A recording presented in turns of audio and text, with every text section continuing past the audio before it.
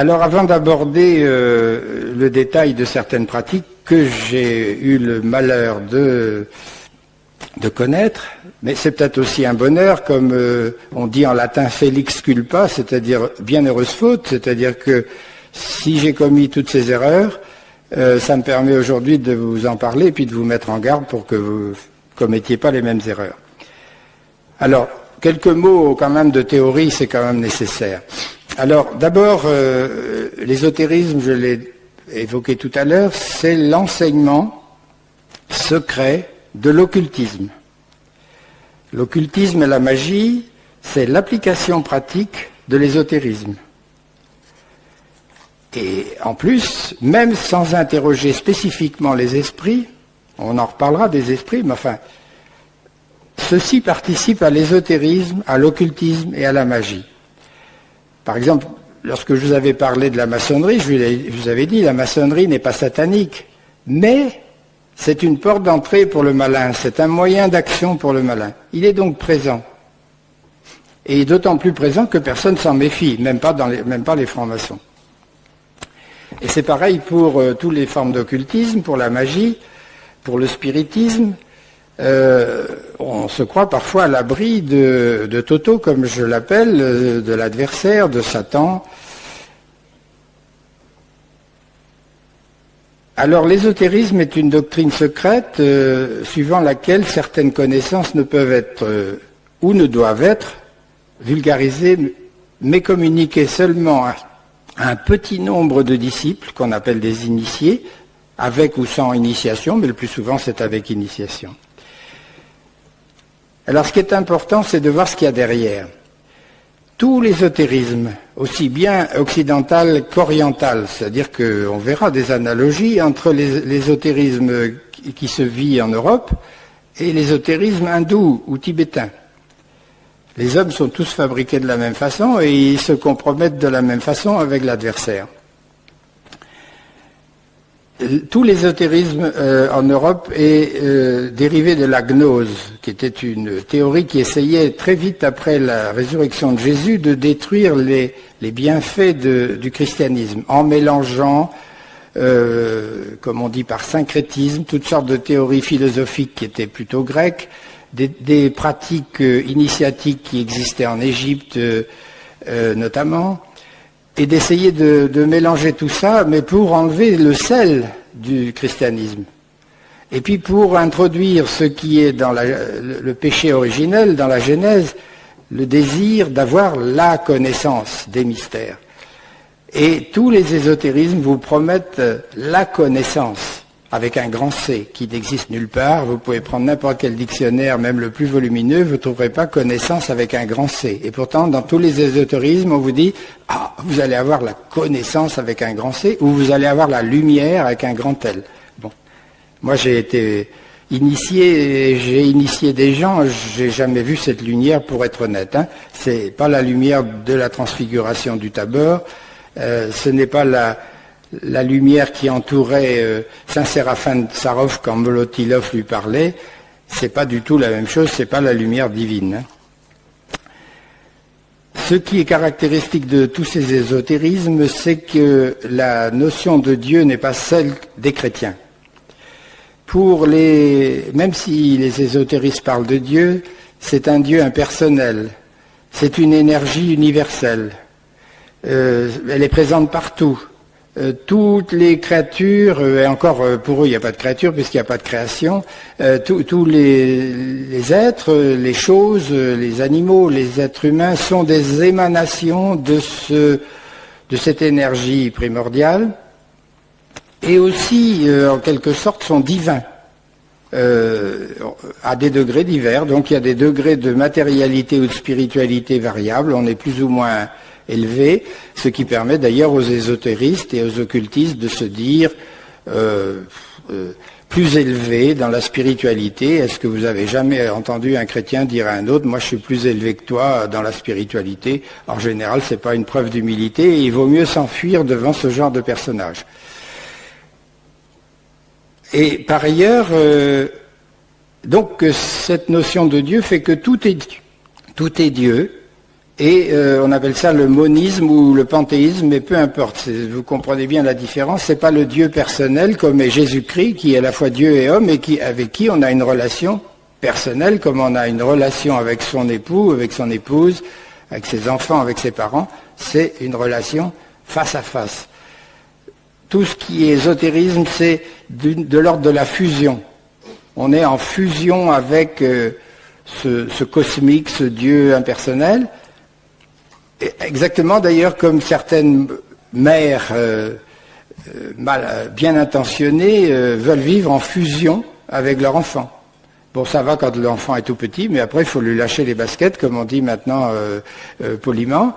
On ne doit pas rester fusionnel avec son enfant, comme on ne doit pas être fusionnel avec son époux ou son épouse. On est deux et on doit avoir un dialogue, un échange face à face, et non pas une espèce de bouillie infâme dans laquelle on se fusionne.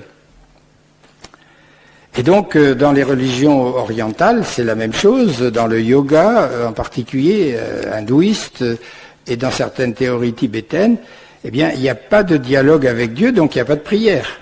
La prière, au fond, n'a aucun sens pour eux, puisqu'ils sont Dieu, quelque part. Ils sont une émanation à un degré divers Alors, il n'y a évidemment pas non plus de grâce, puisque pour avoir la grâce, il faut qu'on la reçoive de quelqu'un. Là, il n'y a personne pour la donner. Alors, il n'y a pas de pardon, évidemment, de la part de Dieu. Et puis, pour finir, aussi bien dans les ésotérismes orientaux et dans les ésotérismes occidentaux, par exemple le New Age ou Nouvel Âge, eh bien, on vous parle de karma. C'est-à-dire qu'à chaque karma et réincarnation, c'est-à-dire qu'à chaque incarnation successive, vous avez un solde qui est établi. Alors si le solde est positif, vous êtes incarné moins souvent ou moins rapidement. Et puis si votre solde est très négatif, alors vous êtes réincarné rapidement. Et puis vous allez subir de nouvelles épreuves pour voir si vous êtes capable de progresser un petit peu. Alors que vous savez que dans le christianisme, tous les êtres humains sont égaux, sont frères, mais aussi pécheurs. Attention. Dans les ésotérismes, il y a les êtres humains profanes considérés comme inférieurs, ils n'ont pas été initiés, donc c'est des pauvres types. Hein. Et puis il y a les êtres supérieurs ou initiés qui savent des choses.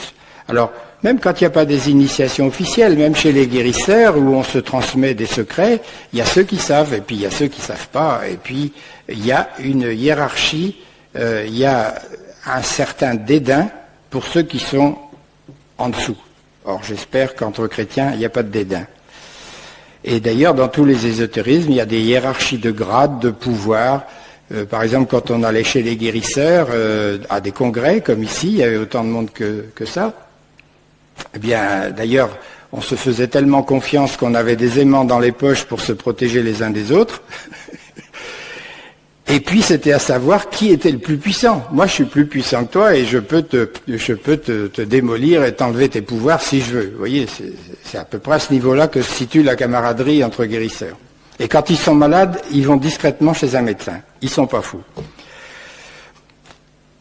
Alors, occultisme et magie, c'est bonnet blanc et blanc bonnet, hein, ça regroupe un certain nombre de pratiques qui tendent à manipuler les choses, les êtres, les animaux, les êtres humains,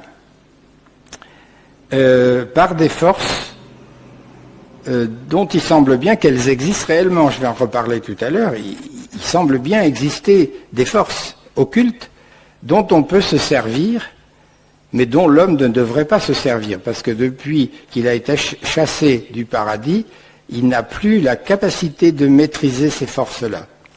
Et ceux qui prétendent pouvoir les maîtriser, ils se trompent parce que souvent, ça leur retombe sur le nez un jour ou l'autre, je vous en parlerai tout à l'heure. Alors, on parle de science occulte, mais c'est un abus de langage parce que ça n'a rien de scientifique. Et ce qui est scientifique, c'est une expérience qui est reproductible à l'infini. Si malheureusement vous faites sauter une bombe atomique, vous pouvez en faire sauter 30, elles sauteront toutes de la même façon, c'est un élément scientifique reproductible. Quand on envoie une fusée dans l'espace, sauf de temps en temps une erreur, une fuite de gaz ou je ne sais quoi, la fusée se place toujours à l'endroit où on veut la poser sur l'orbite qu'on a prévue. Certaines expériences médicales aussi sont reproductibles, par exemple un certain nombre de vaccinations, celles en fait qui sont efficaces, comme celle contre la polio ou la variole. Vous voyez bien qu'il n'y a plus de variole au monde et il n'y a plus de polio pratiquement dans les pays évolués qui ont les moyens de payer ces vaccinations. Donc n'appelons pas ça science occulte, appelons ça plutôt magie. Et un mot aussi maintenant sur le spiritisme. C'est une discipline qui admet la possibilité de communiquer avec les esprits. Et pour eux, pour les spirites, ce sont les esprits des défunts. Mais on va reparler. Là, il y a des nuances à voir. Alors, quand on parle de spiritisme, on parle de médium. Et selon les médiums, et même, on peut dire pour tout le monde, un médium, c'est quelqu'un qui a la faculté de communiquer non seulement avec les esprits, mais aussi avec certaines forces invisibles pour les yeux humains normaux ou pour les oreilles humaines normales. Ce sont des gens qui ont des antennes un petit peu spéciales, qui permettent de détecter ce qui se passe dans les mondes subtils, comme ils disent. Alors c'est la divination, c'est la voyance. Alors un certain nombre de techniques aussi comportent de la médiumnité, par exemple l'astrologie, la sophrologie, le yoga, le tai chi chuan. Et dans tous les cas, la médiumnité est éveillée ou augmentée par ces techniques. Alors la médiumnité est toujours favorisée par le vide mental. Dans toutes les techniques que j'ai évoquées tout à l'heure, par exemple la sophrologie qui est moderne, mais le yoga, la divination, la voyance, lorsque vous voulez vous former, les gens qui sont déjà praticiens vous disent « Ah, pour la radiesthésie c'est pareil, faites le vide mental ». Perturbé par des pensées qui nous traversent l'esprit, bon, il faut les laisser passer et puis il faut se remettre en prière. Mais par contre, là, dans les techniques que j'évoque, on vous dit faites le vide mental, c'est-à-dire arrêtez de penser. C'est pas toujours facile au début, mais on y arrive. L'ennui, c'est que la nature a horreur du vide et quand on fait le vide mental, eh bien, c'est l'adversaire qui entre. La place est libre, il rentre. Alors, si vous avez des distractions, ou du moins des moments où votre pensée devient vague et où vous arrêtez même de penser, eh bien, soit reconcentrez-vous sur quelque chose de précis, ou bien mettez-vous en prière, et là, il n'y a pas de danger. Alors, la médiumnité se développe avec ce que les yogis appellent l'ouverture des chakras. Donc, il y a des techniques pour ça, dans le yoga, dans le tai chi chuan, dans le qigong, mais sans qu'on s'en rende compte aussi, lorsqu'on pratique des techniques de médiumnité européennes, disons comme la radiesthésie, eh bien, sans qu'on le sache, il y a des chakras qui s'ouvrent. Vous savez, il y en a 7, peu importe, depuis la pointe du coccyx jusqu'au sommet de la tête. Ça correspond d'ailleurs à des croisements de méridiens d'acupuncture, et ce sont des croisements de réseaux d'énergie qui existent réellement dans le corps humain. Mais lorsqu'on les ouvre en danger, parce ça va nous mettre en relation avec des entités inférieures. Alors attention, dès qu'on parle d'entités, il faut préciser un tout petit peu. Bon, ce ne sont pas les anges déchus, hein, ce sont des forces naturelles qui ont un certain degré de conscience, un certain degré de volonté, et malheureusement souvent une volonté de nous nuire, et qui portent des noms d'ailleurs très différents selon les civilisations, mais quand on lit un petit peu entre les lignes, on s'aperçoit que ça correspond. Par exemple, pour les hindous, ces entités inférieures, ça s'appelle les devas. Pour les musulmans, c'est les djinns, pas les djinns qu'on met en pantalon. Hein. Les kuei, j'ai appris ça dans le taoïsme et dans l'acupuncture. Bon, les lutins chez les Celtes, les elfes, les fées, les nymphes, les salamandres, les farfadets, les trolls. On rigole quand on parle de ça parce que ça paraît moyenâgeux. Bon, bien sûr, les noms n'ont rien à voir avec la réalité. Il faut bien mettre des noms. Bon, les nymphes, ce sont les énergies des eaux stagnantes. Bon, ça existe. Les eaux stagnantes ont des effets pervers sur la santé de l'homme. La salamandre, c'est l'énergie du feu. Bon, chaque élément de l'univers, enfin de la Terre, a des élémentaux ou des entités élémentaires qui portent des noms variés selon les civilisations. Et leur manipulation par la magie est très délicate, car on ne les voit pas. Même quand on a développé des dons de médiumnité et de voyance, on ne voit pas forcément à qui on a affaire. Et d'ailleurs, quand on fréquente ces entités, on peut entrer dans des états de conscience modifiés. Par exemple, vous avez des états de transe dans le chamanisme, c'est-à-dire les sorciers sibériens, les sorciers mexicains, les sorciers indiens en général.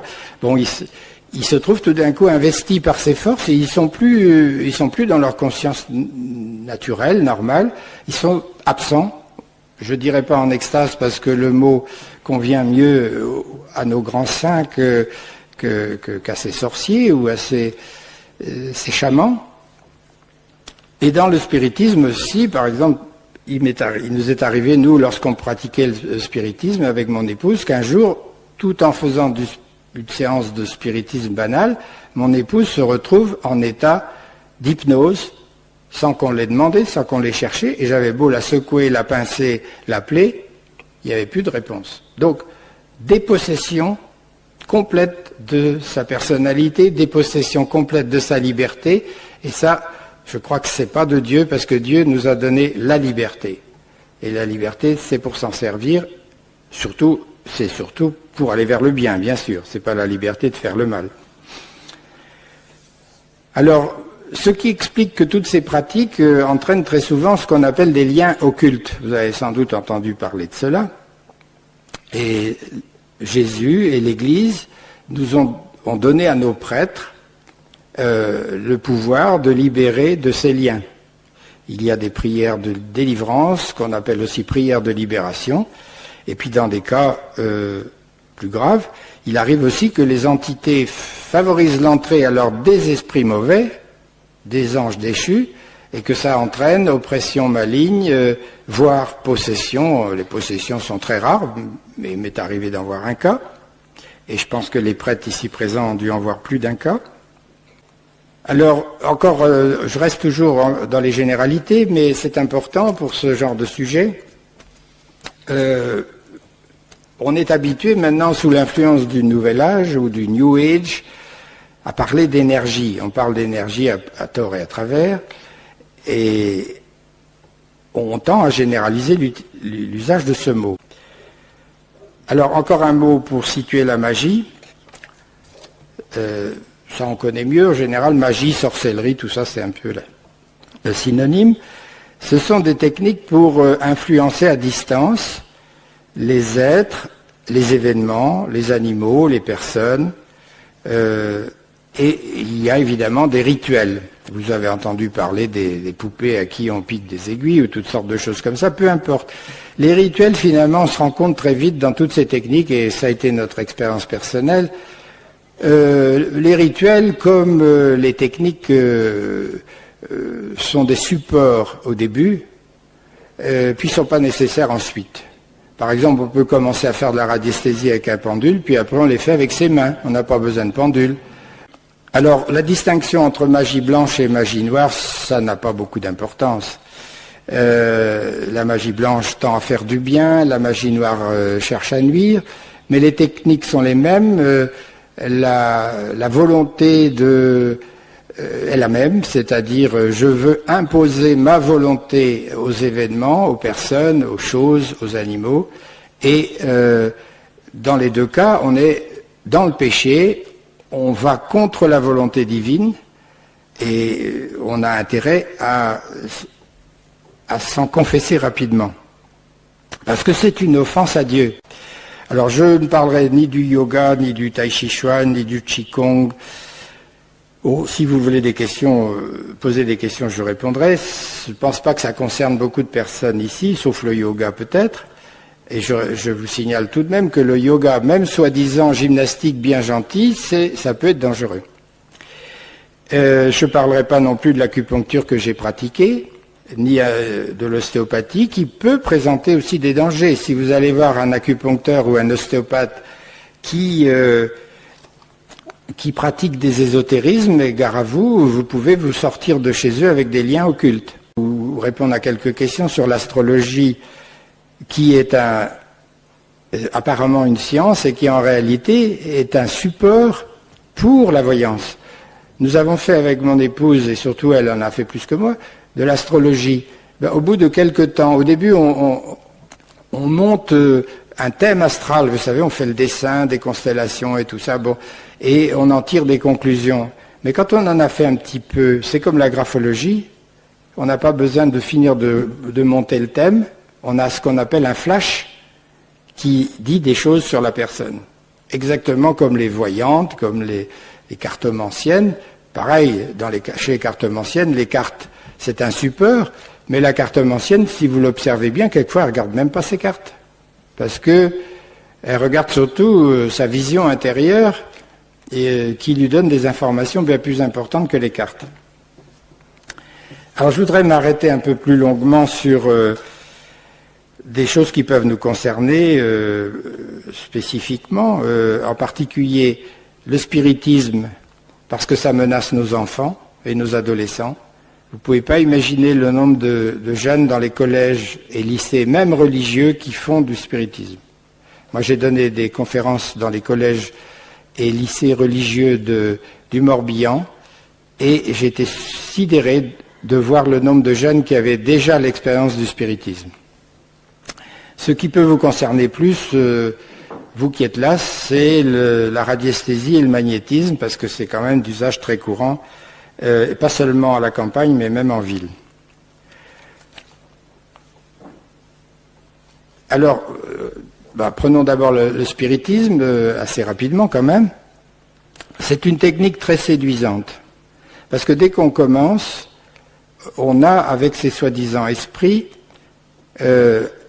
pour les spirites, c'est les esprits des morts, on a des conversations, quelle que soit la technique qu'on emploie, que ça soit la table qui tape, que ça soit le Ouija, qui est une planchette qui se déplace sur la table allant de lettre en lettre, ou que ça soit le verre qui se déplace sur la table et qui va d'une lettre à une autre lettre, que ça soit l'écriture automatique, que ce soit tous les autres procédés. Il y avait aussi, j'ai vu des gens faire du spiritisme sans aucun support. Je connaissais en particulier une vieille Anglaise à Bayonne. On prenait le thé avec elle, c'était une dame très distinguée. Elle était l'ancienne épouse des magnats du whisky. Eh bien, au milieu du thé, s'arrêtait. Mon esprit veut vous parler. Et tout d'un coup, elle changeait de voix. Elle avait une voix d'homme. Et puis, l'esprit parlait. Bon. Donc, ce qui est séduisant et dangereux, c'est qu'il y a un dialogue. Vous posez une question et l'esprit vous répond. Comme ça serait un ami, un camarade, un parent.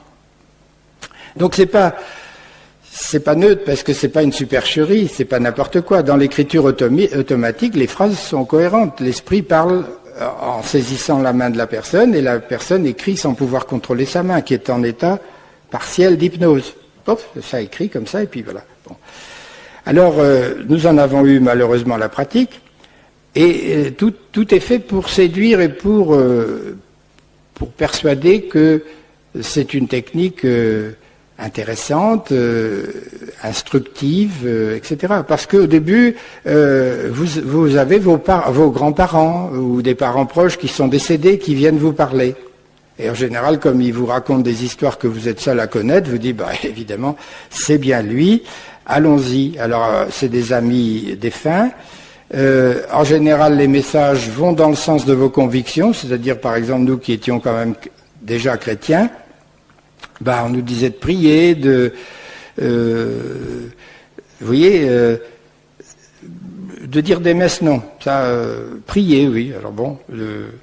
Et puis, on vous flatte, on vous dit vous êtes quelqu'un de formidable, comme dans les ordres initiatiques où la séduction est omniprésente. Avant que vous rentriez chez les francs-maçons ou les rosicruciens, on vous dit toujours que vous êtes quelqu'un de formidable et que l'on a besoin de vous, que vous êtes quelqu'un d'essentiel, qu'il faut venir, que vous avez plein de qualités.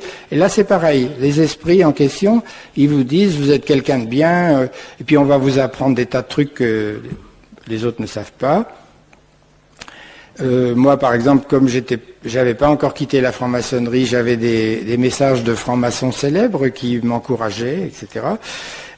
Puis après, on a des interlocuteurs qu'on connaît pas, des gens qui soi-disant sont décédés en Russie ou en Amérique ou n'importe où. Bon, là, vous savez pas. Et puis aussi, alors pour vous flatter, des interlocuteurs célèbres.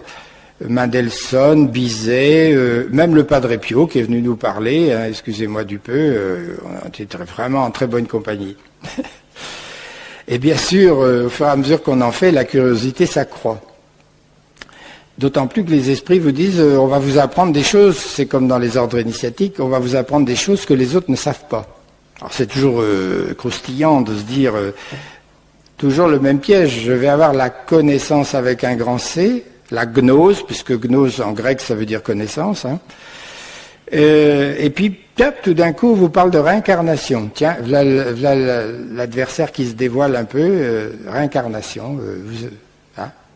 Vous en êtes à telle réincarnation. Alors en général d'ailleurs les esprits vous disent toujours que vous êtes la réincarnation de quelqu'un de célèbre. Vous n'êtes jamais la réincarnation du jardinier du presbytère, vous êtes la réincarnation du pharaon un tel, Aménopis III, ou enfin c'est toujours bon comme ça. Vous vous dites, je suis quand même quelqu'un de bien, hein, j'ai des origines célèbres.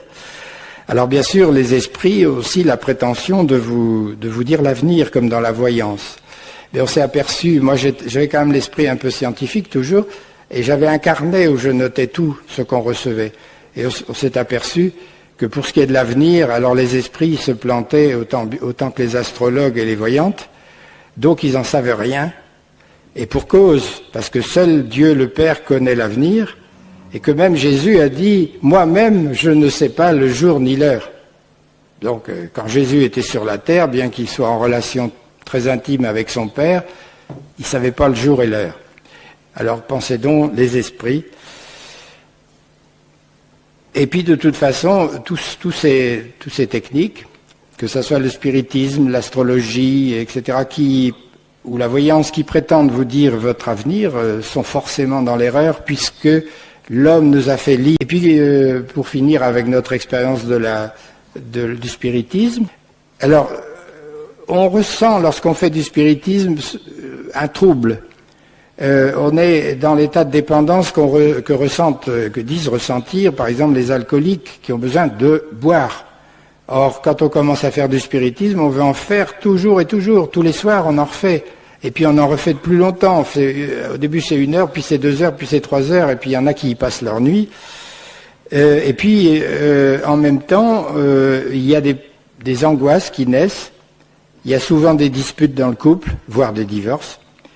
Il y a des gens qui se suicident au cours de ces pratiques. Parfois, il y a des violences physiques véritables. Par exemple, les gens qui interrogent les tables, moi j'ai vu un jour une table se déplacer, une grosse table pourtant, se déplacer avec violence et coincer une personne dans le coin d'une pièce, et on a eu du mal à la déloger. Cette table avait une force incroyable. De conséquences graves du spiritisme qu'on ait pu observer, mais c'est quand on ne pratiquait plus le spiritisme, mais par contre où on faisait arène de l'écoute psychospirituelle. Donc là, on était abandonné totalement à l'Esprit Saint et on n'avait pas du tout de connivence avec les forces des ténèbres. Un jour, je vois en consultation une petite jeune fille de 15 ans. La mère me dit d'abord, je vous l'amène parce que un psychiatre a prononcé un verdict terrible. Il m'a dit que ma fille avait une schizophrénie et que son avenir était définitivement compromis. Vous savez, la schizophrénie, c'est à la fois un retrait sur soi, c'est des épisodes de délire où la personne entend des voix mais pas des bonnes. C'est une coupure progressive avec la réalité qui est terrible. et même les traitements psychiatriques sont peu efficaces. Alors j'interroge la jeune fille toute seule et comme j'en avais l'habitude, j'essaye de savoir à partir de quand elle avait commencé à avoir des troubles. Bon, elle parlait encore, et puis avec quelqu'un qu'elle connaissait pas, elle pouvait encore communiquer un petit peu, et elle avait du mal à trouver. Puis finalement, elle arrive à me dire, oui, ça a commencé à aller mal tel mois. Alors je dis, mais ce mois-là, qu'est-ce que vous avez fait? Vous avez fait quelque chose de spécial? Elle cherche, et puis au bout d'un moment, elle dit, ah oui, oh bon non, j'ai fait une séance de spiritisme avec des copains. Oui, il n'y en avait pas, c'était une oppression maligne qui était entrée au cours d'une seule séance de spiritisme. C'est pour ça qu'il faut dire à nos jeunes, ne prenez pas ça pour un jeu, c'est pas du tout un jeu, c'est extrêmement dangereux, c'est efficace, c'est-à-dire ça marche, mais la bombe atomique aussi ça marche et il ne faut pas appuyer sur le bouton rouge, hein, c'est conseillé. Donc n'allez pas toucher à ça, c'est extrêmement dangereux. Je vais tâcher d'être un peu plus bref sur la suite, mais quand même, la radiesthésie, je voudrais en dire quelques mots. Alors, il y a quand même à distinguer dans la radiesthésie deux choses, il y en a trois, mais enfin, les deux premières. Il y a ce que j'appelle la radiesthésie physique et la radiesthésie divinatoire. La radiesthésie physique, c'est celle que pratiquent les sourciers dans nos campagnes, mais ailleurs, vous avez des gens qui cherchent du pétrole avec des baguettes de sourciers, vous avez des gens qui cherchent des filons de minerais, et ils sont employés par des grosses compagnies. C'est pas de l'occultisme. Alors la radiesthésie physique se fait plutôt avec des baguettes, mais on peut la faire aussi avec un pendule.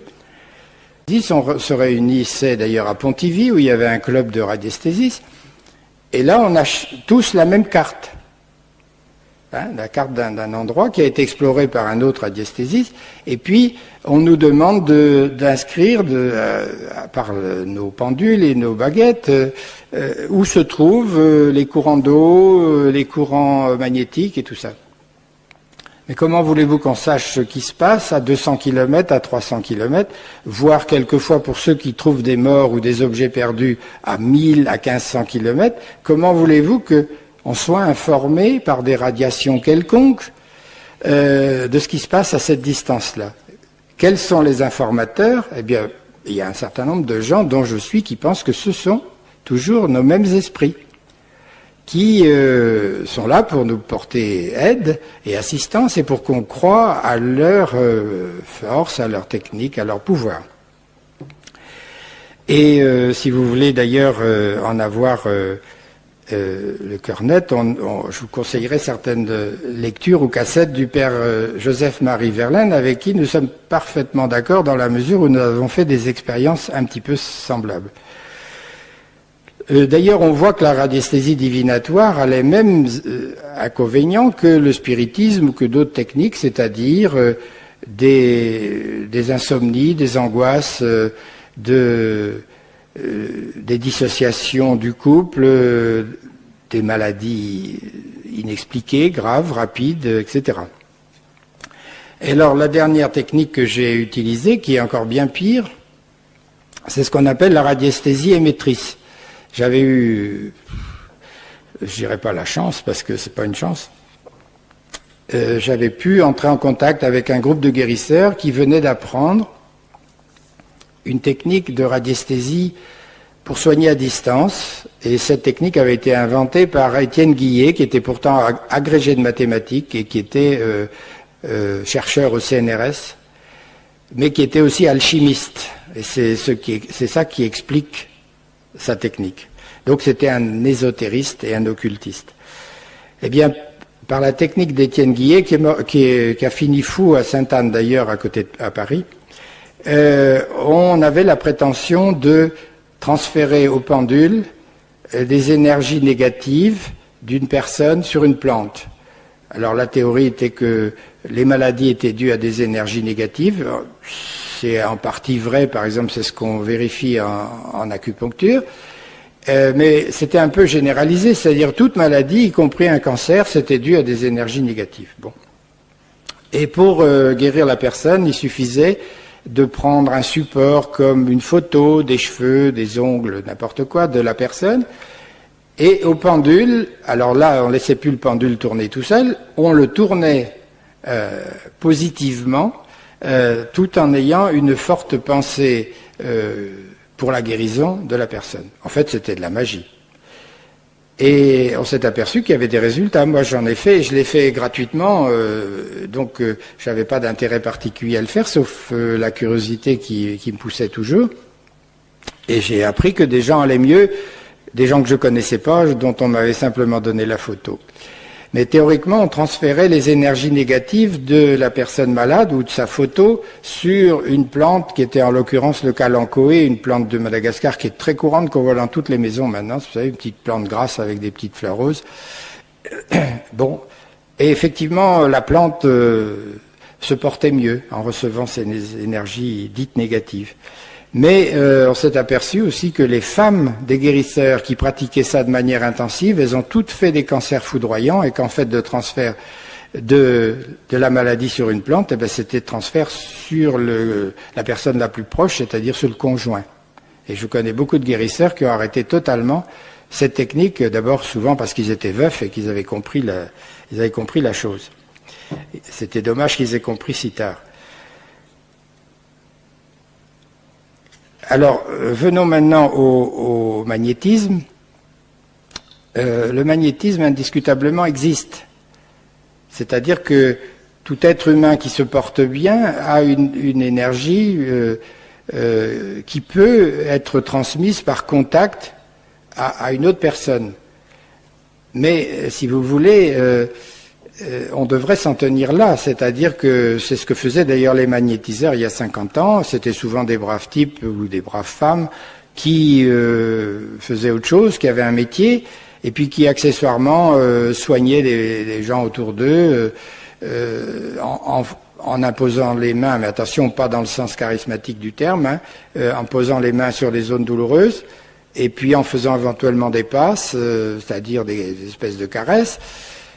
Et je crois effectivement qu'il y a transmission de l'énergie éthérique d'une personne à l'autre et que de même qu'une maman peut calmer ou voire soulager son enfant malade ou qui souffre en le prenant dans ses bras, bon, il y a une transmission qui se fait.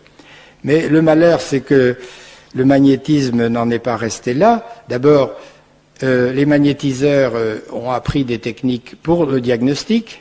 Et là, c'est plus du magnétisme, c'est-à-dire que, par exemple, pour diagnostiquer l'organe malade, on passe la main, mais au-dessus, et puis on sent chaud ou froid ou des choses comme ça. Moi, j'ai appris ça, je l'ai fait. Bon, ça fonctionne. Je l'ai vu pratiquer aussi par des guérisseurs philippins qui venaient en France. Pour faire le diagnostic, ils passaient la main au-dessus, et puis ils disaient, ah ben, vous avez le foie malade, vous avez l'estomac malade. Et puis alors, les guérisseurs actuels, ils ont voulu étendre leur activité, alors ils continuent à utiliser le magnétisme en général, mais ils utilisent la radiesthésie, ils utilisent des notions d'homéopathie, ils utilisent de la naturopathie, et surtout, ce qui est beaucoup plus grave, pour avoir des résultats, et ils en ont, ils utilisent la magie. Donc ils utilisent des formules secrètes qui se transmettent entre eux. Et par exemple, pour passer le feu, ce que j'ai fait, ou passer le zona, ben, c'est au nom de Judas qu'on le fait, c'est quand même pas le meilleur des apôtres. Pourquoi pas Saint Jean ou Saint Pierre? On pourrait dire au nom de Saint Pierre, feu éloigne-toi de la personne. Non, c'est au nom de Judas. C'est comme par hasard, c'est un drôle de choix. Hein. Alors, ce qui fait que les guérisseurs eux-mêmes se trompent, ils se trompent eux-mêmes, c'est que souvent ils se disent chrétiens. Ils ont une statue de la Vierge, ou ils ont une image de la Vierge dans leur cabinet. J'étais membre d'honneur du GNOMA pendant 2 ans ou 3 ans. Bon. Et donc j'ai vu des techniques, j'ai appris avec eux des techniques. Et cependant, j'ai observé avec le recul, en réfléchissant à ce que j'avais vu, une fois que j'étais... j'ai pas fini d'être converti, j'ai toute ma vie encore pour me convertir, enfin j'ai avancé un petit peu. J'ai rendu compte que ces braves types, dont certains ont mon amitié, je les rencontre plus. Hein, j'étais obligé j'ai eu mal, mais je ne fréquente plus des guérisseurs. alors qu'il y en avait qui étaient des vrais amis et qui sont toujours des amis dans mon cœur. Mais pourquoi je ne les fréquente plus? Parce qu'une fois que, à Rennes, nous faisions de l'écoute psychospirituelle, ils se servaient de notre nom pour dire qu'ils étaient des bons guérisseurs chrétiens. La preuve, nous sommes amis avec le docteur, machin. Alors on était obligé de couper les ponts. Et puis ce qui montre bien que leur technique n'était pas compatible avec la prière, c'est qu'il y en a qui étaient des vrais amis qui sont venus à notre cabinet en disant, écoutez, on vous envoie des gens. C'est vrai qu'au début, ils nous envoyaient des personnes. Et on vous envoie des gens, et puis une fois que vous avez prié sur eux, on ne peut plus les travailler. Tiens donc, une fois que l'Esprit Saint était passé, il n'y avait plus moyen de travailler, comme ils disent, c'est-à-dire de faire des opérations magiques. C'est pas les mêmes choses qui fonctionnent dans ce cas-là. Le Saint-Père nous a rappelé ça, et n'oublions pas aussi que la crédulité augmente quand la foi diminue. Donc ayons une foi forte, connaissons bien la doctrine chrétienne, il y a beaucoup de travail à faire. D'ailleurs, déjà, si vous voulez lire le catéchisme de l'Église catholique, vous avez de quoi occuper vos soirées pendant un moment. Et à ce moment-là, vous ne serez plus crédule comme Claude, mon épouse, et moi-même avons été. Et c'est pas les diplômes qui protègent. Bon, j'avais fait des études supérieures, j'ai fait 12 ans d'études après le bac, mais ça m'a absolument pas protégé. Pourquoi? Parce que j'avais aucune notion de philosophie, et j'avais aucune notion de théologie. Donc et il y a beaucoup de professions libérales qui sont complètement désarmées devant toutes les sectes, tous les ésotérismes et tout ça. C'est pas une question de niveau intellectuel, de niveau scientifique ou de niveau de connaissance. Il faut être vigilant. Et la crédulité, vous la trouvez partout. Quand on a été à la secte Ivy, comment elle s'appelle, Trubert, là, Madeleine Trubert ou un nom comme ça, qui est une pauvre femme sans connaissance, inculte.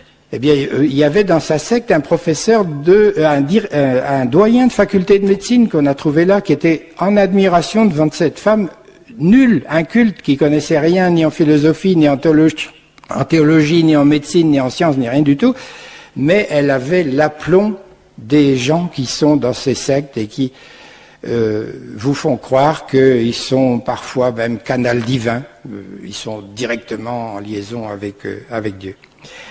Alors avant de terminer, je répéterai avec Jésus en Saint Luc 17,10, et je m'applique cette formule: nous sommes des serviteurs inutiles, nous n'avons fait que notre devoir.